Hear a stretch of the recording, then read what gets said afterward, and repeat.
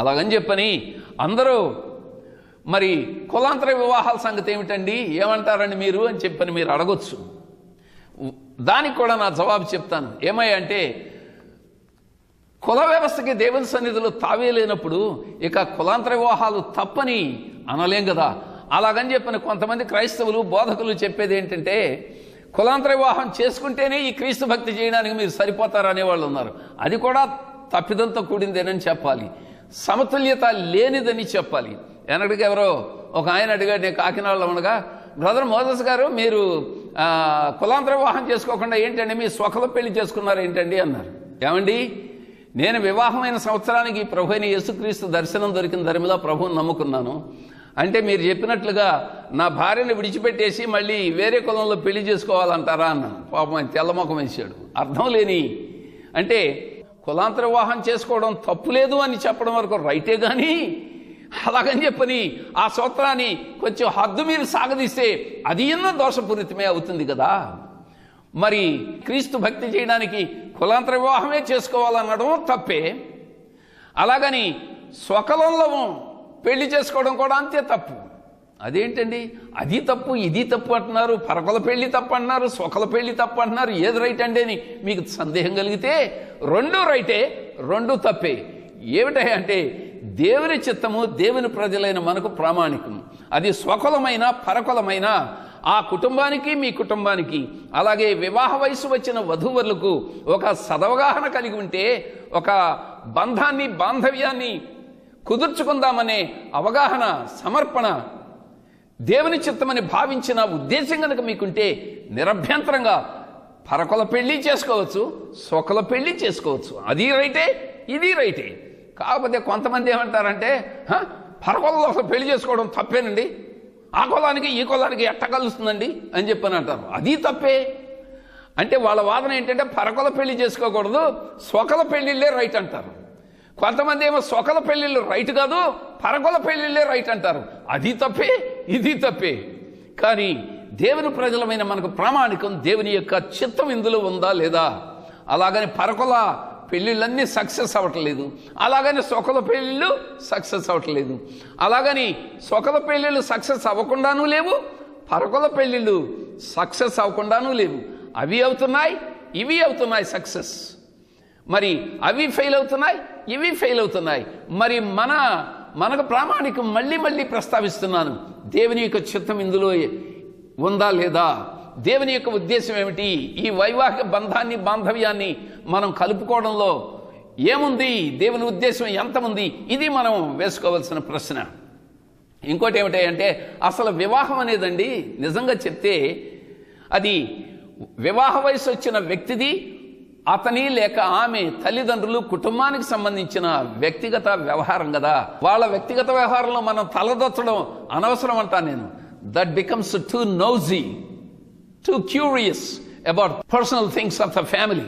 మరి ఇంతకీ ఈనాటి సందేశ సారాంశం ఏమిటయ్యా అంటే, సంఘములో హెచ్చుతగ్గుల వ్యవస్థ ఉండకూడదు.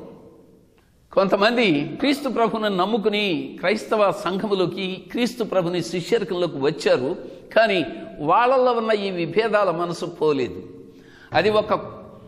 అదొక్క కులం విషయంలోనే కాదు వాళ్ళల్లో విభేద మనసు ఉండడం. ఉదాహరణకు వాళ్ళు విద్యావంతులైతే కాస్త పామరులైనా తక్కువ చదువుకున్న వాళ్ళని కాస్త హీనంగా ఎంచే విభేద మనసు, అది కూడా దోషపూరితమే. అంతేకాదు కొంతమంది కాస్త కలిగిన స్థితి నుంచి వచ్చారే, ధనిక కుటుంబాల నుంచి, వాళ్ళు పేదవాళ్ళను కాస్త తక్కువగా చులకనగా హీనంగా ఎంచే విభేద మనసు ఉంటే అది కూడా దేవుని దృష్టిలో దోషపూరితమే కదా. మరి కాస్త అందంగా ఉన్నవాళ్ళు కాస్త అందం తక్కువగా ఉన్నవాళ్ళని చూస్తే, కాస్త మంచి చర్మపు రంగు ఉన్నవాళ్ళు కాస్త నలుపు ఛాయ ఉన్న వాళ్ళని తక్కువగా హీనంగా ఎంచితే అది కూడా దేవుని దృష్టిలో దోషపూరితమే కదా. అట్లు కాకుండా విభేద మనసు కాకుండా వాళ్ళ మొత్త కొద్దీ పేటేసే కల్చర్ని మనం పాటించకుండా ఉందాం. ఏమంటారు? అదొక సామెత, మొత్త కొద్దీ పేట అని. మొత్త చిన్నదైతే అంటే వాళ్ళ రంగు, వాళ్ళ కులం, వాళ్ళ జాతి, వాళ్ళ విద్యార్హతలను బట్టి వాళ్ళ మొత్త చిన్నదైతే వాళ్ళకి చిన్నపేట వేసి, అంటే చిన్న ప్రాధాన్యతనిచ్చి తక్కువ ప్రాధాన్యతనిచ్చి హీనంగా ఎంచి, మొత్త కొంచెం పెద్దదనుకోండి కులం పెద్ద, గోత్రం పెద్ద, ప్రాంతం గొప్ప, కుటుంబ బ్యాక్గ్రౌండ్, ఫ్యామిలీ బ్యాక్గ్రౌండ్ గొప్ప, విద్యార్హతలు గొప్ప, ఆస్తిపాస్తులు అంతస్తులు గొప్ప, కాస్త హోదాలో ఉన్నట్లయితే, అంతస్తులో ఉన్నట్లయితే వాళ్ళకి పెద్దపీట వేసే కల్చర్ ఉందే, క్రైస్తవ సంఘానికి అది సరికాదని నేను మీకు మనవి చేస్తూ ఉన్నాను. ఏ సంఘములోనైతే విభేదాల మనస్సు ఏలుబడి చేస్తుందో, దైవ సేవకుల్లో కానీ విశ్వాసంలో కానీ ఆ సంఘములో దోషం ఉందని చెప్పక తప్పదు. అది క్రైస్తవ సంఘం అనిపించుకోవడానికి సరైనటువంటి యోగ్యత లేదని చెప్పక తప్పదు. నేనంటాను, అసలు క్రైస్తవ సంఘం సకల జాతుల, కులాల, వర్గాల, క్రైస్తవ సంఘం అనేది సకల కులాల, జాతుల, వర్గాల సమ్మేళనం అయి ఉండాలంటాను. ఏమంటారు మీరు? అందుకని క్రైస్తవ సంఘం అనేది ఏ జాతి, ఏ కులం, ఏ ప్రాంతం వారి సొత్తు కాదండి. ఎందుకంటే యేసుక్రీస్తు అందరికీ ప్రభువై అందరూ అంతటా, భూలోకమంతటా మానవాళి అయిన మనమందరము రక్షణ పొందాలని, అంటే ఆ నిర్వాణం పొందాలని, అల్టిమేట్ స్టేట్ ఆఫ్ బీయింగ్, ఆ దివ్యమైన నిర్వాణాన్ని పొందాలని ప్రభు ఎంత కోరుతున్నాడు. శాంతి సమాధానాలతో మనం తొలతోగాలని ఈ ప్రభు కోరుతూ ఉన్నాడు. ఏ హేతువును బట్టి అయినా ఇతరులను చిన్నపుచ్చి మాట్లాడడం, విభేద మనసు కలిగి ఉండడం క్రైస్తవ భక్తి చేసేటటువంటి స్త్రీకి కానీ పురుషుడికి కానీ అది దోషపూరితమని, అది దేవుడు మెచ్చడని నేను మీకు మనవి చేస్తూ ఉన్నాను. మనకు కలిగిన దాన్ని, అది ఆస్తిపాస్తులైనా, అంతస్తునైనా, విద్యార్హతలనైనా, జ్ఞానమునైనా, వివేకమునైనా, మనము కలిగిన దానిని అది లేని వారికి ఎంతగా పంచగలిగితే అది గదా శేషలేని భక్తి యొక్క లక్షణం. ఏమంటారు? మీకు కలిగిన దాన్ని మీరే పోగు చేసుకుంటూ, మీరే ఉంచుకుంటూ ఉండే కంటే మన తోటి వారితో, ఏది మనం ఏమైతే కలిగి ఉన్నామో అది లేని వారితో ఎంతో కొంత పంచుకుంటే అందులో ఎంతో తృప్తి ఉందని నేను మీకు మనవి చేస్తూ ఉన్నాను. దేవుడట్టి భాగ్యాన్ని మీకు ఇచ్చునుగాక. పేదవానికి చేయూతనిచ్చువాడు యెహోవా దేవునికి అప్పిచ్చువాడు అని దేవుడు సెలవిచ్చాడు. ఎంత గొప్ప భాగ్యమో చూడండి. పేదలను కాస్త కనిపెట్టి చూద్దాం. మనకంటే కాస్త తక్కువ స్థాయిలో ఉన్నారని ఎవరిని గురించైనా మీకు భావన ఉంటే, మీ భావనలో ఉంటే, వాళ్ళకి మనం కలిగింది వాళ్ళు కలిగిలేని దానిని మనం కలిగి ఉన్నట్లయితే దాన్ని కొంత పంచుదాం. ఏమంటారు? కాస్త చెయ్యతనిద్దాం. అంతేగాని వాళ్ళు తక్కువ వాళ్ళని యాగి చేసి ఎండగట్టే ధోరణి అవలంబించకుండా ఉందాం. ఏమంటారు? నేను సేవలోకి వచ్చిన తర్వాత ఎంతోమంది కులాంతర వివాహం చేసుకుంటున్నటువంటి వారికి అండగా నిలబడ్డాను. దగ్గరుండి ఆ వివాహాలు జరిపించాం. కొంతమంది సొకల పెళ్ళిళ్ళు చేసుకున్నారు, వారికి అంతే చేయూతనిచ్చి వారికి అండగా నిలబడి ఆ వివాహ కార్యక్రమాలు జరిపించాం. దాదాపు 300 వివాహ కార్యక్రమాలు జరిపించి ఈ మాటలు చెప్తూ ఉన్నాను. సోదరీలారా, సోదరులారా, మనం ఎటువంటి ఏ హేతువును బట్టి కానీ ఎట్టి విభేద మనసును మనం కలిగి ఉండకుండా సమతాభావంతో ఉందాం.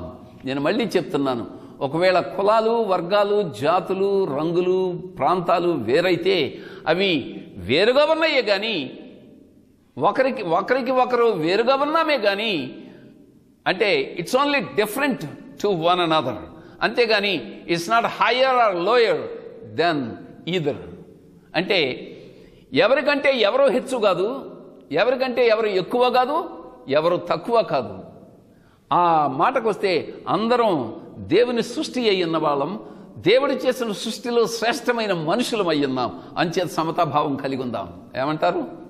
క్రైస్తవ సంఘ విశ్వాసులారా, దైవ సేవకులారా, మీరు ఏ కారణాన్ని బట్టి విభేద మనసు కలిగి ఉండరాదని ప్రభు అయిన దేవుడు ఈరోజు మీతో మాట్లాడుతున్నాడు. చాలామంది కొంచెం తక్కువగా ట్రీట్ చేయబడేవాళ్ళు, చిన్న చూపుకు గురయ్యే కొంతమంది వాళ్ళని చిన్నగా చూచే వాళ్ళలో తప్పుందని చెప్తారు.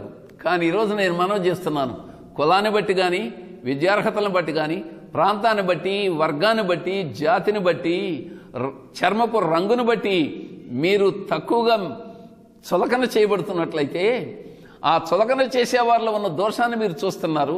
అదే టైంలో నేను మీకు మనవి చేస్తున్నాను, మీలో మళ్ళీ మీకంటే తక్కువ వాళ్ళగా ఎంచి మీరు ఇతరులను మిస్ట్రీట్ చేసేటటువంటి ధోరణ మీలో ఉంటే మీరు కూడా అంతే దోషులు అవుతారు కదా. అందుచేత అట్టి దోషపూరితమైన ధోరణితో కాక సమతాభావంతో దేవునిలో ఉందాం. సమతాభావంతో మన తోటి వారిని గౌరవిద్దాం, ప్రేమిద్దాం, అభిమానిద్దాం. చేతనైన చేయూత నిద్దాం. తద్వారా దేవుని వాగ్దానాలు స్వతంత్రించుకుందాం. ప్రార్థించుకుందాం. మీ చేతులు జోడించి టీవీ ముందు కూర్చున్నట్లయితే మనం ప్రార్థన చేద్దాం. సకల సృష్టికి కర్తవైన మహాదేవ, మహాతండ్రి, నీ దివ్యనామాన్ని స్తోత్రిస్తూ ఉన్నాం. ఈనాటి సందేశాన్ని ఆలకించిన మా తెలుగు ప్రజల కొరకై నేను ప్రార్థన చేస్తూ వేడుకుంటూ ఉన్నాను. మాలో ఎన్నో వ్యత్యాసాలు ఉన్నమాట నిజమే. అయితే ఆ వ్యత్యాసాలని విభేదాలకు హేతువులుగా ఎంచకుండా యూనిటీ అండ్ డైవర్సిటీ, భిన్నత్వంలో ఏకత్వం అనేటటువంటి సూత్రాన్ని మేము మా జీవితాల్లో పాటిస్తూ మా తోటి వారిని గౌరవానికి పాత్రులుగా ఎంచడానికి, ప్రేమ అభిమానాలకు పాత్రులుగా ఎంచడానికి నీ కృపను మా ప్రేక్షకులకు దయచేయమని వేడుకుంటూ ఉన్నాం. మా దేశం ఎన్నో విభేదాలు కలిగింది. మా దేశంలో ఎంతో భిన్నత్వం ఉంది. అయినా భారతీయులుగా మేమందరము, ఇండియన్స్గా మేమందరము ఏకభావం కలిగిన వారమై, అలాగే నీ అందరిన విశ్వాసంతో ఉన్న విశ్వాసులు, సేవకులు, దైవదాసులైనటువంటి వారందరము ఏకభావం కలిగిన వారము, ఏకతాత్పర్యం కలిగిన వారమై ఉండడానికి సహాయం చేయండి. ఈ క్రైస్తవ సంఘాల్లో సేవలో కూడా ఎన్నో మిషన్లు, డినామినేషన్లు, సంస్థలు, సంఘాలు ఉన్నప్పటికీ మేమందరము సేవించేది నిన్నేనన్న భావన కలిగి, ఏకతాత్పర్యం కలిగి, ఏకభావం కలిగి ఉండడానికి నీ కృపణ దయచేయమని యేసు దివ్య నామమున వేడుకుంటున్నాం తండ్రి. ఆమేన్.